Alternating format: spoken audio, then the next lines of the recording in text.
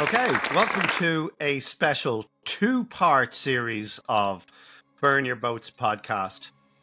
It's super exciting to own real estate or any asset when it is growing exponentially.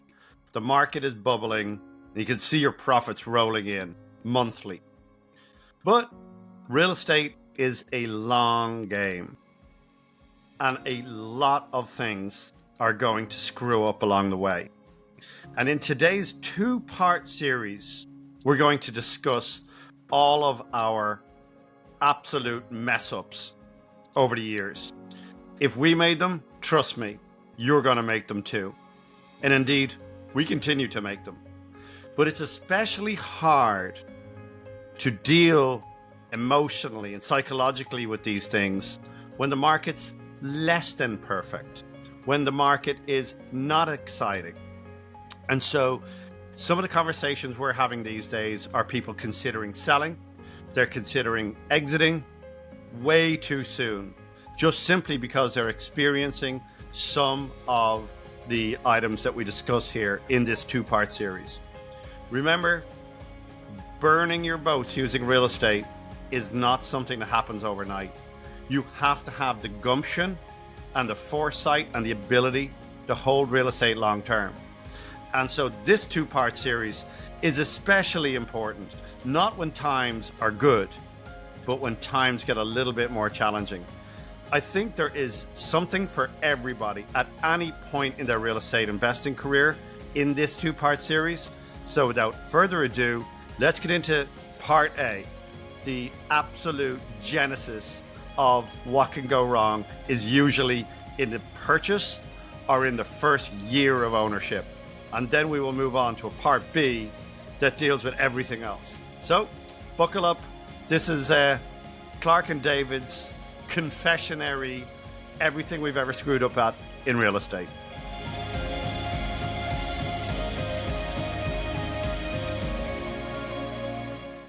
All right. Welcome, everybody, to another episode of Burn Your Boats. I'm here with David, my co-host. I'm Clark. And say hi, David. We've got a cool episode. It's a little bit lighter today, I would say.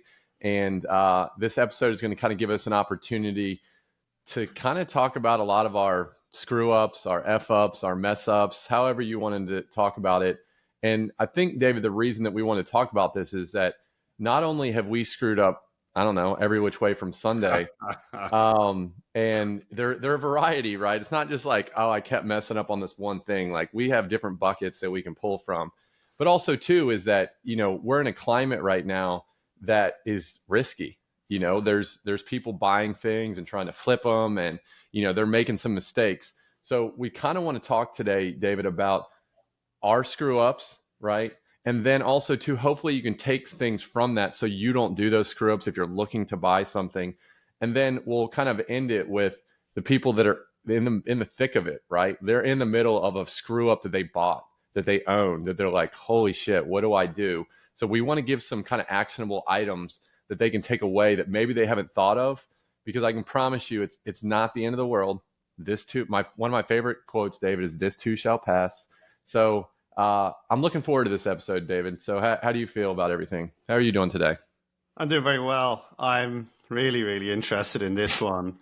We were just talking before we recorded here about living by example, right? And if we're going to be truly authentic here, an episode where we go through, all of our screw ups, and guess what? We've made them all. Yeah.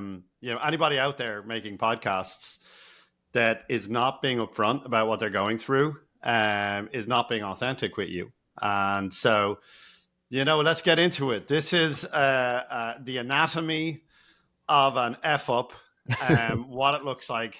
How do you get into it? How do you spot them? And potentially how to avoid them, and then what to do when you find yourself inside them. So this is going to be one of those learning episodes where hopefully over the next 45 minutes you go, yeah, I've just taken something away from that one. So we're going to make this one as engaging as we possibly can. However, just before we start, we'd like to just touch on the little topic of how we're doing so far in our podcast. And so, look, we're flying the plane here without a wing, without an engine. We just started a podcast and we're learning.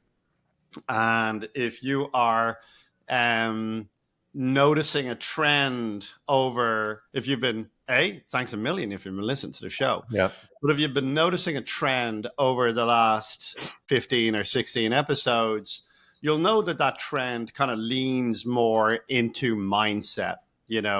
We're not necessarily doing the how-to type episodes where like, okay, do this or do that. Right. We're kind of leaning into the mindset of wealth creation. And that's what Burn Your Boats is.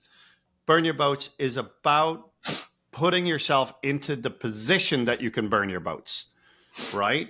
And getting to that position where if somebody burns your boats, that you are not in a panic, or you put yourself into a position where you can burn your boats and make lifelong decisions or life-altering decisions at a time of your choosing. And so the reason why, as we look back over the last 15, 16 episodes, Clark, the reason why we spend a lot of time working on mindset and goal setting and the vision. Right. Because I don't know about you, but I can't do much if I don't know the bigger picture. So most people get into real estate investing and they're just all balls to the wall, if you will, on this one deal that they got. And, they get stuck in. They're either doing a renovation or they're just buy and hold or turnkey, and they get this one deal done. And, that's it. That's their experience of it. And then that's all they do. Life comes on or whatever it is kicks in. And it's like, why did you even bother? Right? The reason why we spend so much time talking about understanding what debt is, understanding what time is, and understanding what scale is so that you can have a master plan. And it's making the decision is the hard part. Actually doing it is reasonably easy. And so, Clark, that's the essence of what we've been doing so far. Hey Clark, did you go to Podcast University? I slept through it. I kept trying to wake up for that 8 o'clock class, and I just slept right through it every time. And like, guys, we don't know what we're doing here either, right? David, we're like the Boeing plane that has the door that flies out, the exit row door. That's kind of where we're at. We're trying to fix that exit row door. Yeah, but like we're trying to give, we are very, very experienced guys in real estate, and we can get into the nuts and bolts. We can do a nuts and bolts episode all day long. I get into the minutia of anything. I could talk about electrical panels for the next hour. Right? Not sure we'll have any listeners, but the reason why we spend so much time working on that vision and the mindset is because it is our experience that once you have that built, the rest of the process is really super easy, right? However, during that process of implementing the vision and implementing the mindset, trust me on this one, you're going to screw up all over town, right, Clark? I would say so. And so that's where, to kind of piggyback on that, is there's two ways to essentially, when we're making an argument, right? Or we're saying, hey, you should do this, or you should have a mindset like that. There's two ways to look at it, right, David? You can look at it from a standpoint of we are the counter argument, which means we've lived it. We've done it. We've screwed up. We've had success. We've had failures. And all we're doing when we're talking about something is just sharing directly from our experiences as to how it's put us into the place that we're at today. Good, bad, or indifferent, we are here because of those experiences, which means we are making the counter argument as to why you should just never buy real estate because it's too risky, because tenants are going to ruin it. They're not going to pay. They're all these horrible things that you hear as to an excuse not to take action, right? And so we want to be the counter argument. We don't want to make a counter argument. So for example, making a counter argument, right? Let's say there's some political issue that you feel passionately about. but did you actually live in that political issue? Have you actually been impacted by it to where you can speak like with great confidence? Or is it just like, well, I saw on the news and my friend told me this, and it's you're at arm's length from that particular issue? I don't want to be the YouTube guy, the Instagram guy that's just telling you how to make $100,000 tomorrow and I've flipped 3 houses or I have 2 successful Airbnbs. Like, we want to be the people that have done the thing, we've skinned our knee and we've learned from that, and then we re-skinned our knee, and how do we grow from that and tell you about those experiences. So you may disagree with us, right? And I hope you do, because that makes it fun, and I like debating. But ultimately, you're disagreeing with us on something that we've lived through. We've seen it, we've done it, and it is what it is. Whether you like it or you don't like it, at least that's what we've done. And that's what we talk about. At 9 o'clock last night, I get a text message from a tenant of mine with a sewer backed up into his shower. Yeah, And, had that before. he took the time to send me a photograph of what that thing looked like. And it was not pretty, put it that way. And so, again, we've done an episode on the psychological bullets of real estate. But real estate is the most liberating thing that we know, maybe outside of business. But real estate, once you actually set real estate down, you can forget it. I actually think it's easier than running a business once you get it and you set it. And so, listen, here is the nuggets. We promised you an episode here on the anatomy of an F up. All right. So we're going to give you 14 ways to screw up right at the outset. And we're going to start right now. Number 1, Clark, getting my deal. Now, this could be your first deal or your 100th deal. But number 1, you paid too damn much for it, right? You got into it. Yep. You paid too much for the asset. If you pay too much for a property right off the top, it's going to be pretty hard to kind of get out of that situation. And we are in a really, really interesting time on that pay too much thing, because remember, we're in a new home construction world. So we pay for lots. We are in the flipping world. So we pay for houses. We are in the buy and hold world. And so we use pro formas to tell us literally what to pay and what not to pay. And at the moment, in the multifamily world, I'll give you an example of that. We've said this before, 100% of the multifamily deals, and I'm talking about, 5 units to, let's say, 100 unit deals that we've reviewed. And we've reviewed probably a couple of hundred at this point. And every single one of them for the last year and a half or 2 years, since interest rates for commercial loans kind of hit 8.5%, if not higher, every single deal we underwrite is 30% overpriced based on a pro forma. And so then you're left with a choice. Are you going to pay that price? Are you just going to use cash and ignore the reality? Or are you going to say, oh, well, we're going to buy for appreciation? Paying too much for a property is a cardinal sin. Yeah. Right? Cardinal sin. It either works or doesn't work. Now, I don't mind a bit of negative cash flow here or there, right? And we're going to get into that later on in these F ups. But right off the bat, use underwriting and understand what you're doing, understand what you're getting into. And if you don't know what the price or what the value of a home is, there's two elements to it. There's the underwriting will tell you what it's worth to you. Remember, it's not what it's worth to the seller. I've a history of people bring me deals, and I'm like, I don't care what the seller, like what the seller's asking price is irrelevant to me. It's what it's worth to me, and I base it on 2 things. I have all the tools here, so if you don't, as a listener, go to somebody who does. Go to get a broker's price opinion. Call a local broker, not even an agent, but call a broker and give them $150 and say, can you value that home for me? Exactly. And we're going to get into the nuances of valuation a little bit later on. But there are people you can pay $150 to, and that they'll give you the exact price you should pay for that property. Don't get into the emotional to and fro of, oh, the seller countered with this. If you're buying a house for yourself, different argument. But if you're buying for an investor, this is burn your boats. This isn't like live in your boats. Like if you want to go live in your boats, that's fine. But don't pay too much, understand comps, and stay pretty strict to your underwriting. And, those two things will kind of pretty much guide you, but don't pay too much. Clark, give us F up number 2. Let's go for it.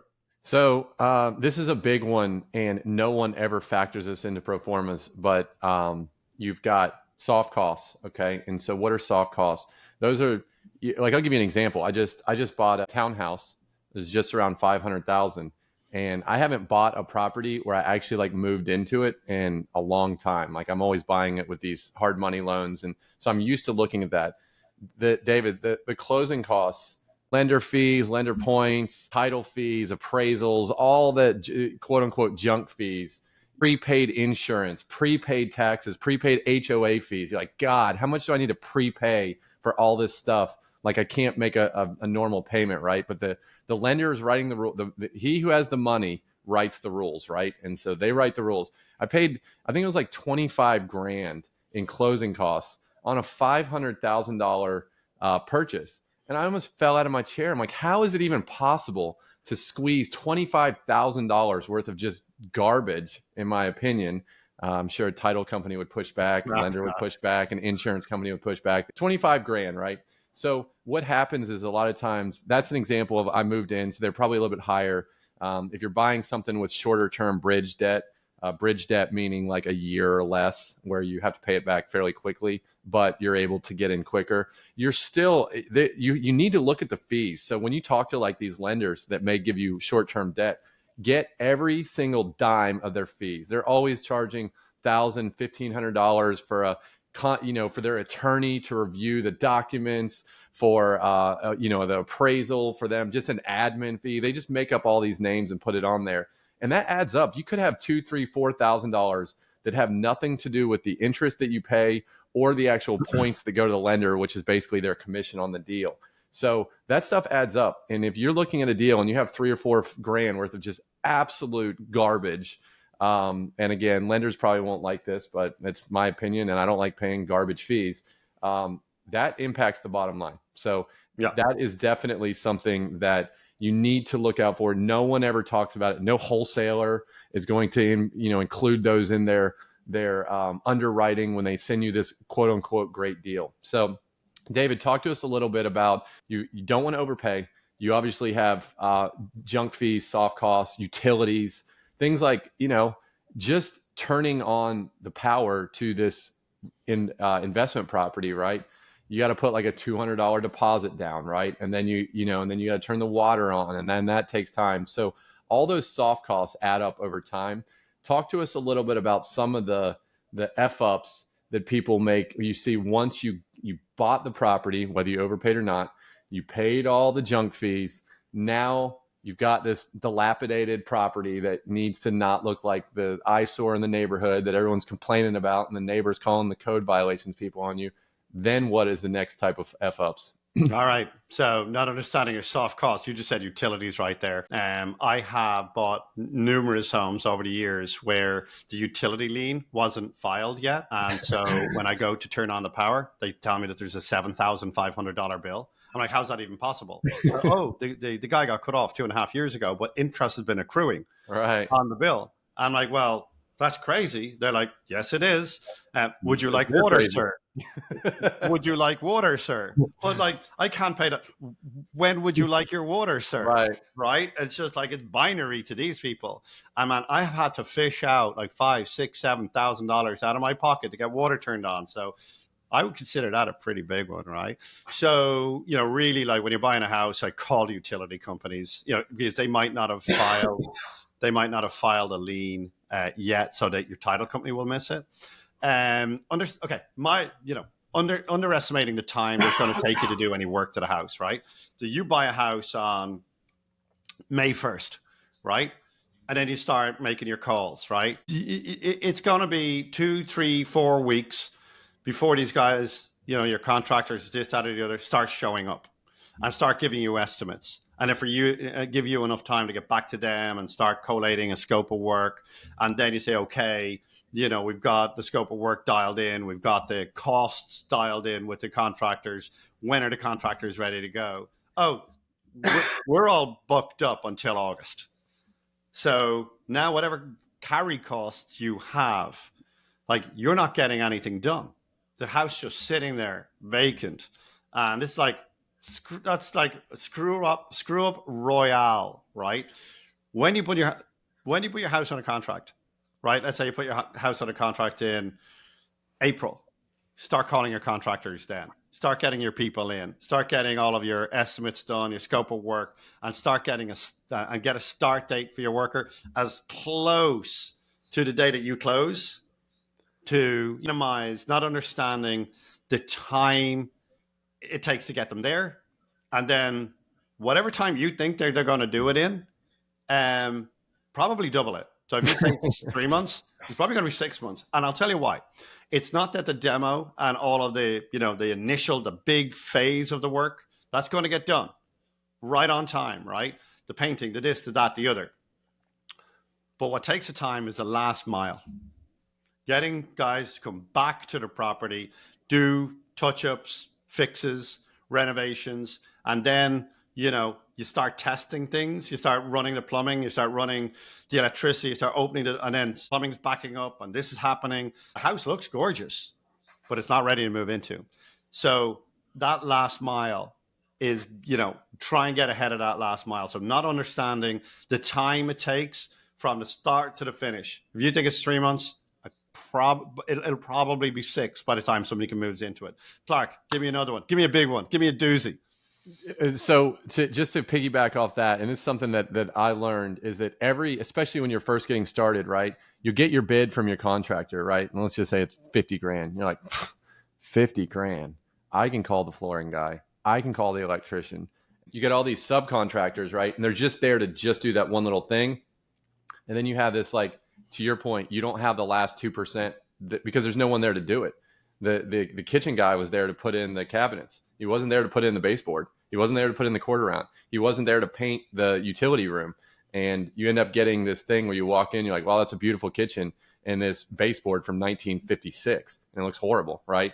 And so not, trying to be the project manager when you don't know what the hell you're doing, but you think you do because you're going to save money, it ends up taking longer. And it usually ends up costing more, because then when the buyers come in, they rip the place apart, and then you have to keep discounting the property. And so that extra 5 or 10 grand that you're going to pay, you end up losing 20 or 30 grand in resale value. So I've done that many times. So that hits home. So well, I'll give you a good example. On the next one is buying in an area, and it may be a nice area, but it's bonkers crazy directly around you. So we bought a house in St. Pete about 6 or 7 months ago. Fairly clean street, wasn't bad. The house was very nice, but the neighbor next door, David, was like this trailer looking wood frame house. It was like, it was so bad, and he had it all grown up, that I included in my budget when we were buying the house to paint the house next door. Okay. Cause he was so bad. Right. And I think ultimately, we went through it. We renovated. The pictures look great. We had a lot of exit strategies for it. But I think that a lot of people couldn't get past the fact that you have to live next door to, like, this eyesore. Like, people are parking in the yard. There's nothing you can do about that, right? You can go over there and paint the damn guy's house for free, I guess, if you want. But ultimately, everything else kind of checked the box. But you've got Dukes of Hazzard next door. And it cost us a property that we bought, renovated nicely, helped the neighborhood. And the only person that really made any money on that was our lender. And our company got to, basically get a free steak dinner out of it, and not much else. So yeah, that was a big learning lesson, is that everything can check the box, right? The house is big. It's nice. It's like, we know the renovation, the numbers work, except for the fact that next door is some wonky freaking neighbor that doesn't give a crap, and they've been there since 1976, and they're not doing anything, and that no one wants to live next to it and spend $400,000 or $500,000 to have some neighbor Yeah. that isn't so nice. So, David, what else? What are some other Well, things? just again, we're going to keep on adding Yeah, to the comment that the person made before. It's not even your next door neighbor. It could be 3 houses down. It could be the one yeah, across the street.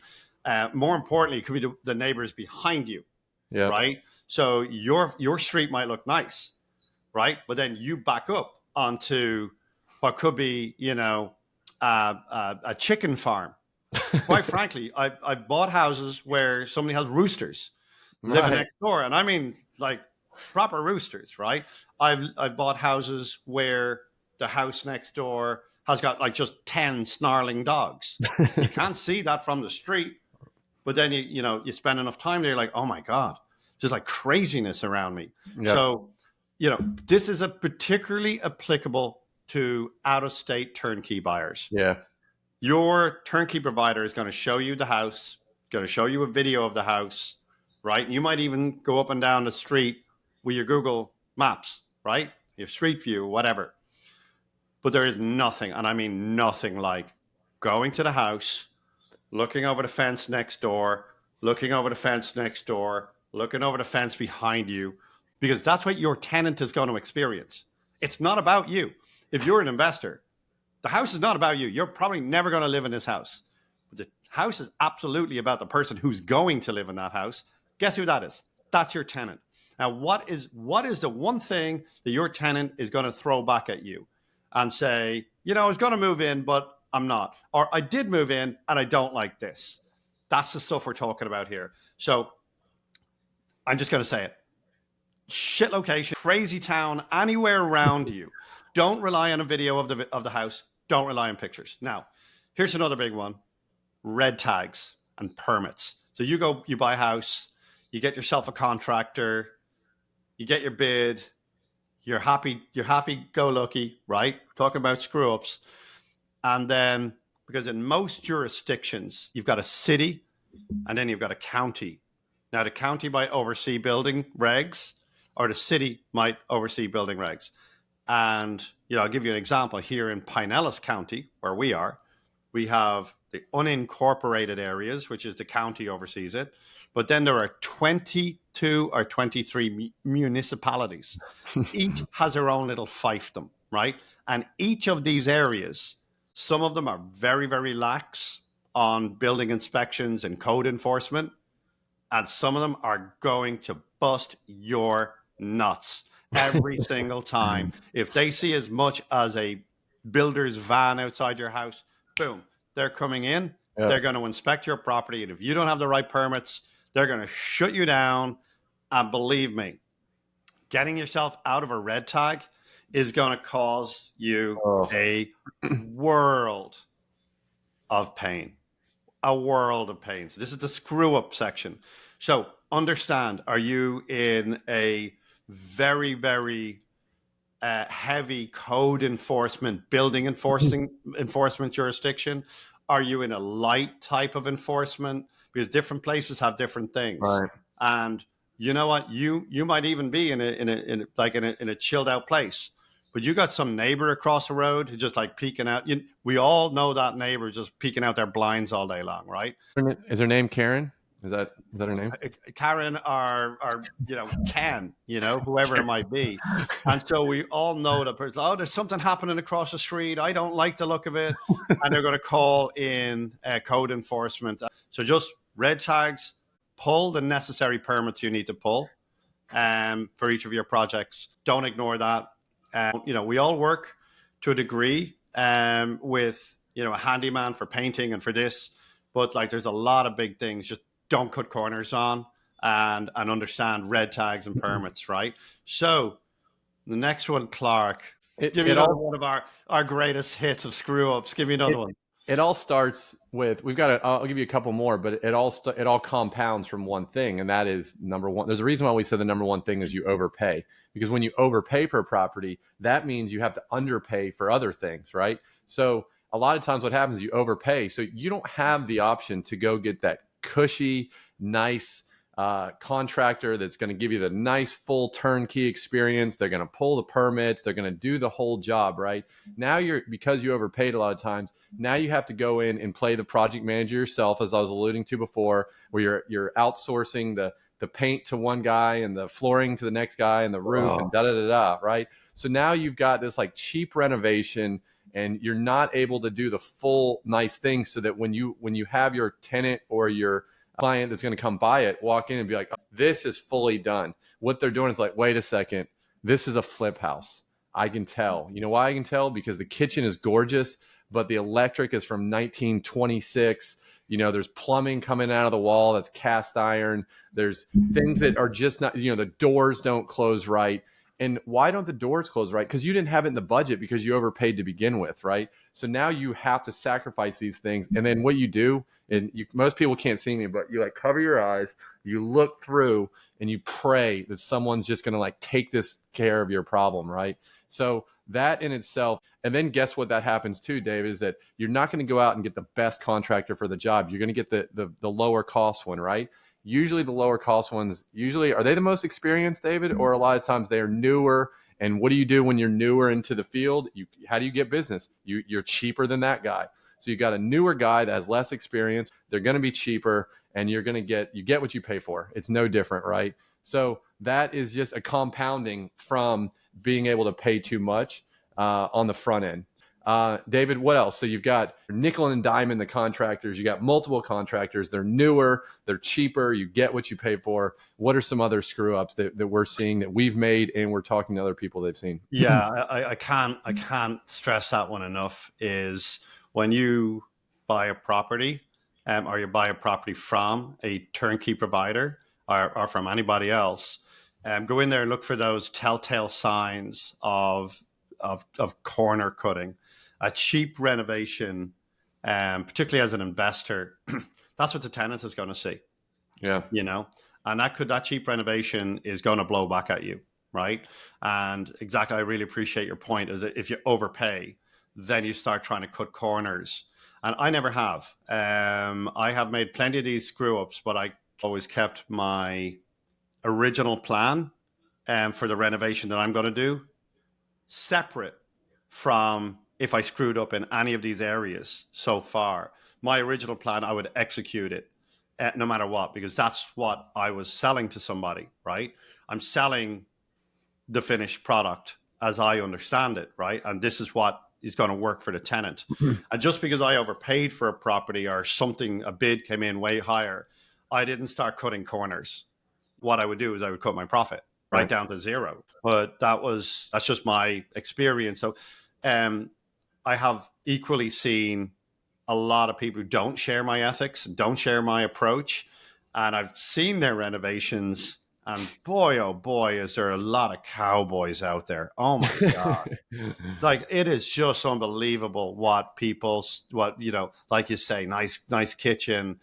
And then you just start seeing the corners they're cutting. So don't do a cheap reno just because you screwed up in another area. Yeah. Now, you've alluded to this a few times. So here's my one. When it goes to contractors, so my bullet point here is shitty new contractors, right?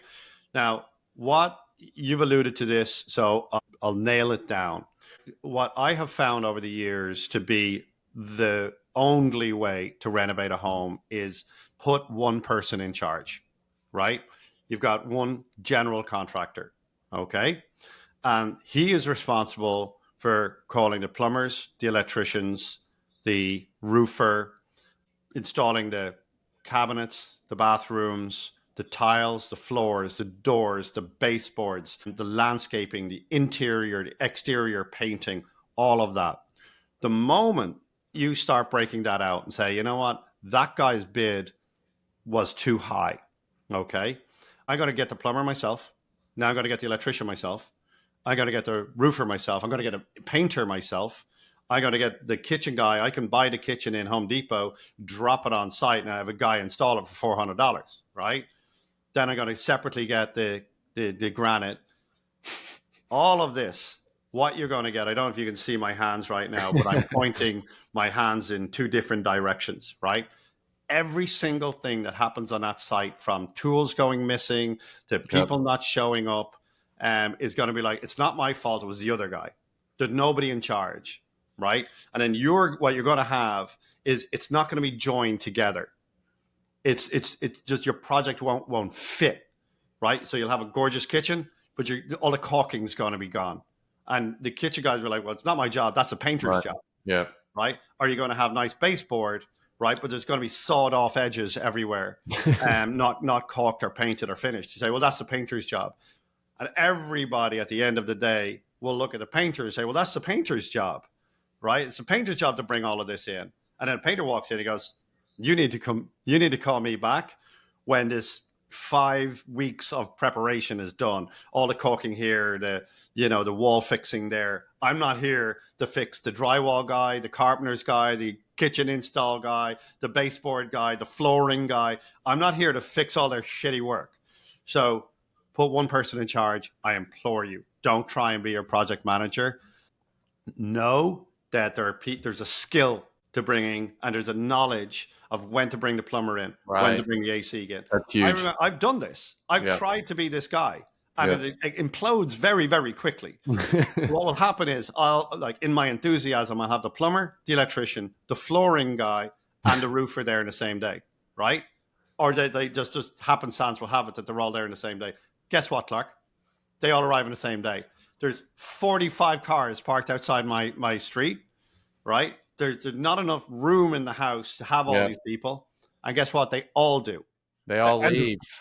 They all leave. And 4 hours later, I've got nobody in the house. Yeah. Because they just won't be there with the other people. Put somebody in charge, a general contractor, and give him the whole project so he knows that he's in charge. Don't disempower people by you taking charge, right? So I just don't do that. And when you're onboarding a contractor, spend more time talking to that contractor about what your expectations are. Pay your contractor on time. Treat them with respect, because they're the people who are going to bring your project in. If you get into an adversarial relationship with your contractor from the get-go, well, that's going to be a major, major headache in your world, right? So if you're ever buying anything where it requires work, have a good, solid, respectful relationship with your contractor, because that contractor is the person who's going to bring your deal in, right? There's a lot of cowboys out there too. Don't get me wrong, but I can't stress enough: onboard slowly, right? Bring somebody in slowly, and then make sure that you treat them with respect. Clark, let's move on. Another big screw up outside of contractors. So this one we see a lot, and I think this varies by geography, maybe state by state or even city by city. But a lot of times you'll be looking at properties to buy, right? And you'll see like one house, and say it's 1,000 square foot house and a 1-car garage, right? And the same house, the exact same floor plan, very next door is 1,400 square feet. And you're like, oh, well, that one's a lot bigger and they're the same price. And so I'm getting a deal maybe, right?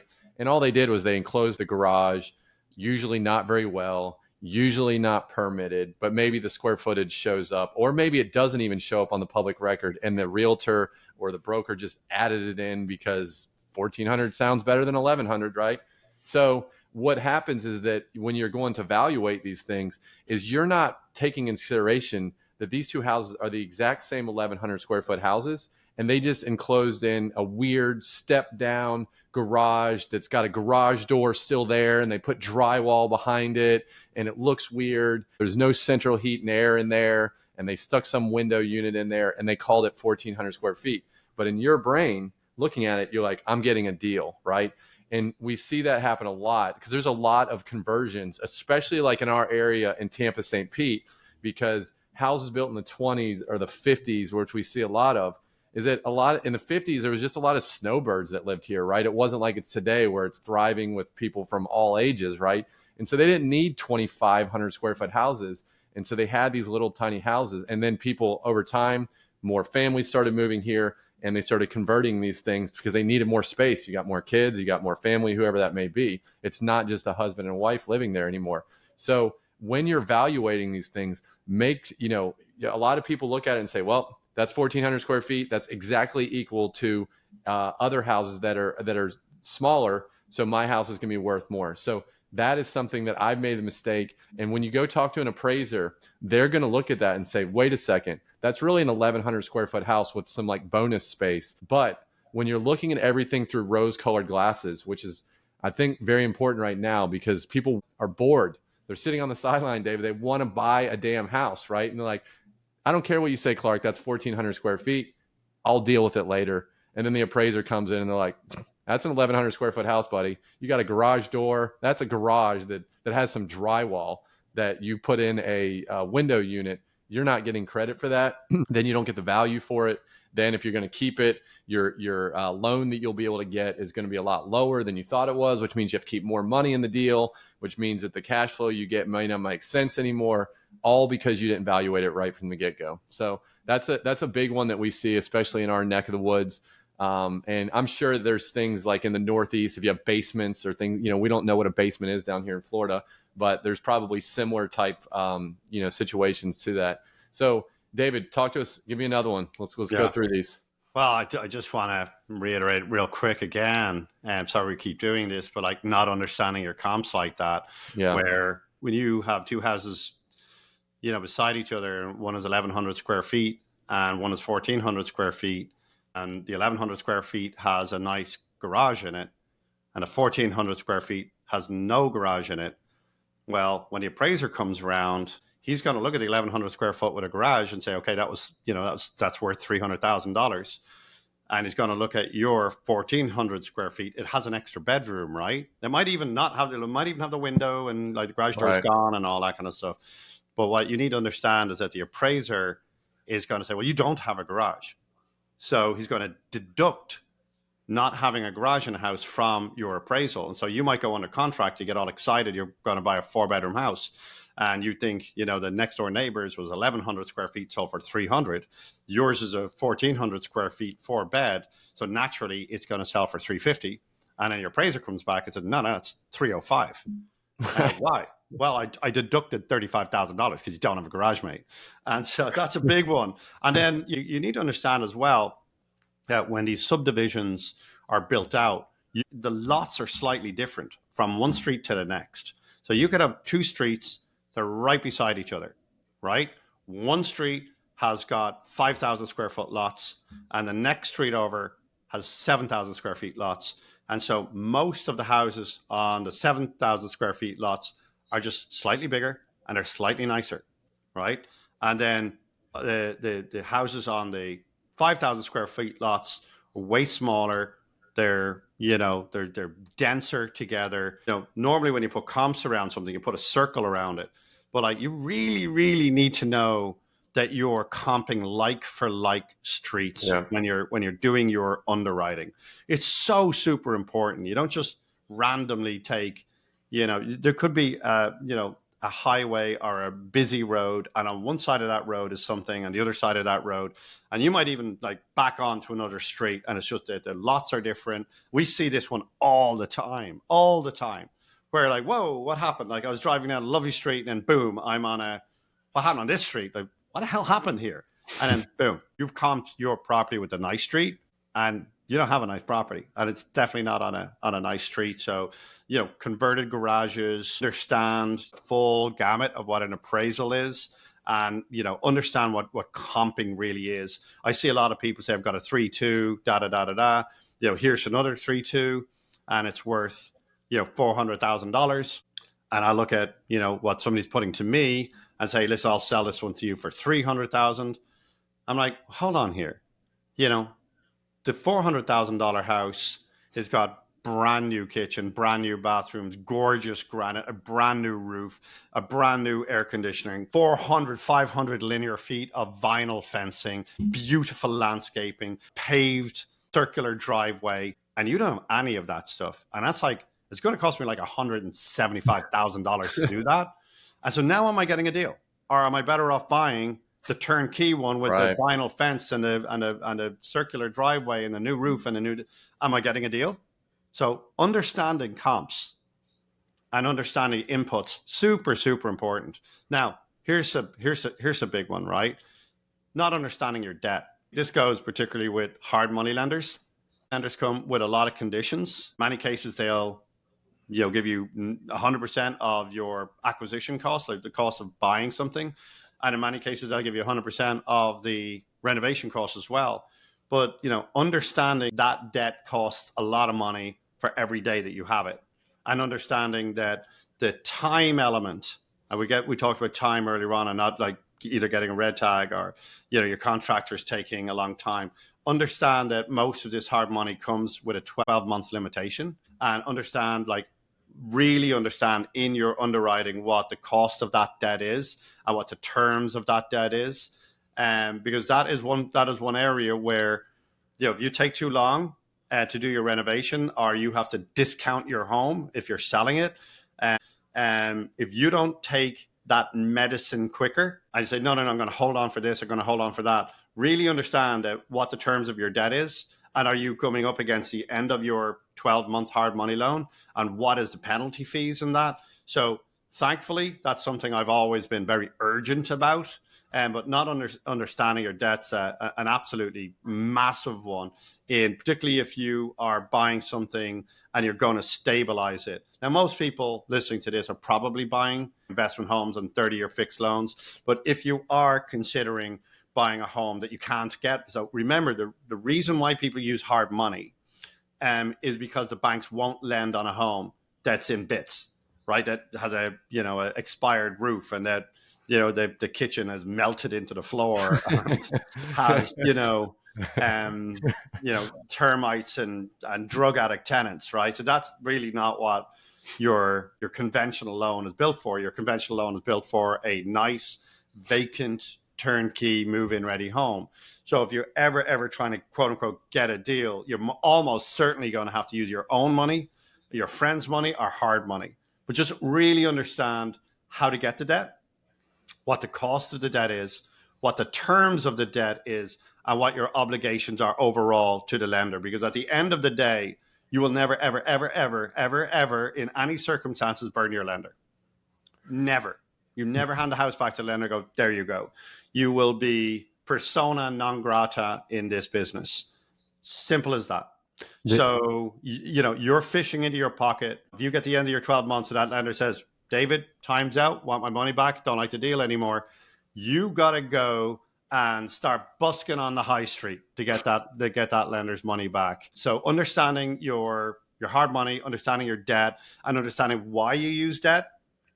We use debt when we're buying properties that have to be stabilized. We use conventional loans when we're buying either turnkey or new home construction. So Clark, give me another one. You ready for the story? I'll take you through. I just had about 6 of these things. So I buy a property in St. Pete, Florida. It had code violations on it that I didn't know about. So then I walked in. I had a contractor who I thought was going to pull a permit. They didn't. The city immediately shut me down. So I got red tagged, right? I wasn't fully aware of the underlying issues with the property, and the title company didn't catch it. So then they shut me down. Then I had to go out and get a different contractor, a cheaper contractor, because it was the time was eroding away. I had a year term on the hard money loan that I got. Again, just quickly, hard money is usually a 12-month loan. It's usually 10 to 15% interest only. And like you said, it's getting it on a property that's not going to pass an inspection. And so I'm looking at the list that we're talking about. I hit like 5 or 6 of these things. I used the wrong contractor. I wasn't fully aware of what I was getting myself into. And then guess what happened, David? I got red tagged. Then it took me a while to get a contractor that made sure that they could pull permits, which took time. Then I had to get extra things like drawings of the renovation of the kitchen that of course wasn't in my budget. And then guess what happened? Time flew by, 12 months came, and my hard money lender was like, Clark, you don't know what you're doing. Where's my money? And I'm like, oh shit. So I had to scramble around, go knock on a few doors, and basically go find someone to be able to take out that first person in that first hard money lender. And if I didn't have that, if I didn't have the experience that I had and the connections that I had to be able to build up that kind of reputation, they could have just taken the whole thing back. And I probably had 50 or 60 or 70,000 of my own cash into the deal. So I didn't think it was possible, David, but out of all these screw ups, I think on one deal, I was able to take out like 7 or 8 of the things we listed. You didn't think it was possible. It's always possible. So, Yeah. um, You're living by example, Clark, huh? oh my God. I mean, I'm literally like humbling myself as I'm like, yep, check. Yep. David. Yeah. You talked about that one. Yeah. Bad, cheap contractors. Yep. Not getting the whole thing where I was ripping out paint and carpet and a roof to make, cause I could get it done quote unquote cheaper. Got them all. So I was able to do that in one property. You didn't think it could happen, listeners, but I was able to pull that out. The last thing, David, before we move on to what can you do now, maybe you've made these mistakes, you're knee deep and you know what, I think one of the big things is that when you look to buy the property, and we've talked about this multiple times before, but it's so important, is that you're a one trick pony. You're buying this and your only exit strategy is maybe to like flip it, right? And if you can't flip it and get the price, then you just have to lower your price, and you don't have plan B, plan C, plan D, right? So we're going to go through some of those different plans. But if you're looking to buy a property and you only have one plan, you always want to be able to have plan B. So like maybe let's flip it. Maybe say you're going to buy it as a rental, right? And you buy it as a rental and it just doesn't go well, right? You keep having repair issues, you keep having tenant issues. You make some of the mistakes where it's in a bad area, or the neighbor next door stays up till 3 a.m. partying, whatever, right? And you're like, I want to sell this thing, right? But you can't sell it because it's not worth what you paid for, because you overpaid. Going back to rule number 1 again that we talked about. I don't know about you, but I can't sit on a one-legged stool for very long. You need to make sure that you buy it to where if it goes south with the tenant and you're just like, I hate the neighborhood, I hate the house, it's a huge nuisance, you can at least sell it, maybe even pay for your time, put a little bit of money in your pocket after it's said and done, or it's not a good deal. So you need to have multiple exit strategies. I won't do a deal unless I have a minimum of 3 buckets. That's what I refer to them as 3 buckets. I renovate it, I sell it, bucket A. I renovate it, I can't sell it, I discount it, and I need to understand how deep I can go. Like, what's my kind of worst case scenario if I do exit? That's bucket A. And I truly understand what bucket A is on the, buy it and sell it. If I have a point during that process where if that screws up, if it takes too long, or I literally run out of road in how far I can discount it, I'm going to keep it, right? So I have lenders lined up all the time to convert from either a hard money loan into a long-term hold. And so that's scenario B, or bucket B, where I end up owning it. That's your fairly ultimate screw up bucket, that you have this pit in the ground where you put your properties that you screw up into, right? And then you have like what I would often term as a JV bucket, where I'll work with other investors. We'll hold stuff together and I'll toss it over into that bucket. But there is another one I want to deal with it, Clark, before we head out.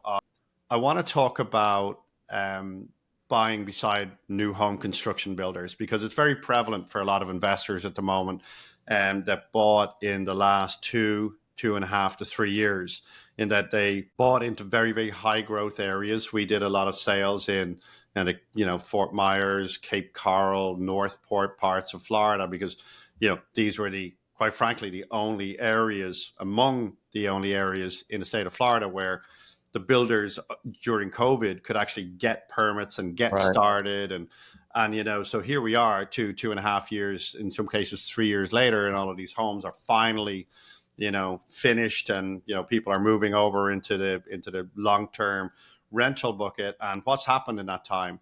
Rents went crazy. They went from, 1,700 to 2,400. And now they softened a little bit on the back, on the very top end, not much.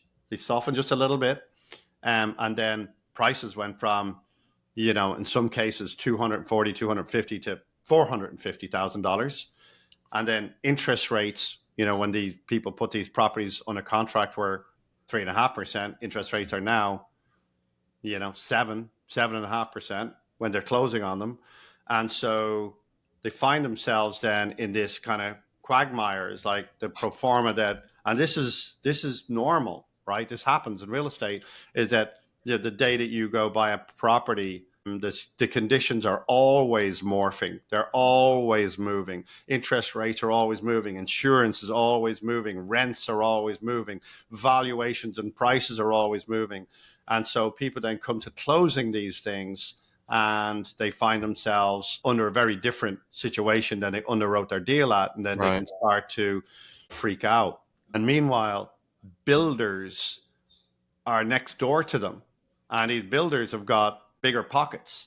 And these builders can offer, new buyers incentives like, rate buy downs, or, we pay your closing costs. So a lot of these people that say, okay, well, I don't want to own the home anymore. I want to just sell it. And so that's understandable. So you go out, you try and sell it, and then, your house is sitting there because you're not able to do a rate buy down, or you're not able to do pay points on this or that, or give you free title insurance, or this kind of stuff, other incentives that builders do. And so people find themselves kind of lost. They don't know how to manage that market morphing one way or the other against them. And so they don't understand what to do. And it's like they'll start to panic on the, like, oh, I need to sell it. Oh, I need to rent it. Or like, I just know I need to make 2,400. Well, guess what? Your tenants don't care what you need to make. Tenants don't care that interest rates have gone up. Yeah. Tenants don't care that insurance has risen. And so how do, psychologically manage that process is very, very important. However, we're going to deal with the what to do. We are 56 minutes into this right now, Clark. And so it's evident, and this is happening in real time, folks, we're going to have to do a part 2 to this. We've just done the holy shit, what can go wrong? What are the things we can do to avoid these situations? We've identified what not to do. Let's try and talk about what to do. And we're going to go straight into part 2. So we'll do the usual exit on the episode. If you like this content, please send us some feedback on contact@burnyourboatswealth.com. Tell us we're shit. Tell us what you want us to talk about. Tell us what you like. Tell us what you vehemently disagree with. Tell us what you would like us to work on going forward. We're going to have some actionable opportunities for our listeners in terms of things that we're going to offer that we're working on in the background right now. But for right now, we're just trying to give our experience. We don't have an agenda. Subscribe to the podcast and please share it with your friends. We want to give you as much value as we can, right? So we've actually created a platform. We want to be able to give you free tools, free videos, things like that. So we're going to put a link at the bottom of this episode. It's in a platform called School, SKOOL, School. It's free to join. We're going to give you a few calculators to be able to understand how to make offers on properties, to know if you're actually making money or if you're losing money, if it's a deal, if it's not a deal. Just a few things that are easy that it blows my mind every single day when I talk to a realtor, a wholesaler, and I'm like, you say it's a good property to buy as an investment. The numbers don't back that up, right? So we want to be able to give you a few tools. So go click the link for School. You just join, you put in your email address, and you're going to get access to these free tools. We want to create a community where we cross collaborate, we help each other, and it's a little bit more interactive than just the content we get on the podcast. So go click on that link. We appreciate the subscription to our podcast. And with that, David, let's sign off, and we'll look forward to seeing you in the second episode. You've been listening to the Burn Your Boats podcast with Clark Lunt and David Shaw. We would love to hear from you. Please reach out at burnyourboatswealth.com with comments, questions, and if you have a topic you would like Clark and David to discuss on an upcoming episode. We would very much appreciate it if you took the time to rate and review Burn Your Boats podcast on your favorite podcast listening app, and make sure to follow and share on social media. Content in Burn Your Boats podcast is for entertainment purposes only and is not legal or financial advice. Please review our legal disclaimer at burnyourboatswealth.com. Thank you for listening.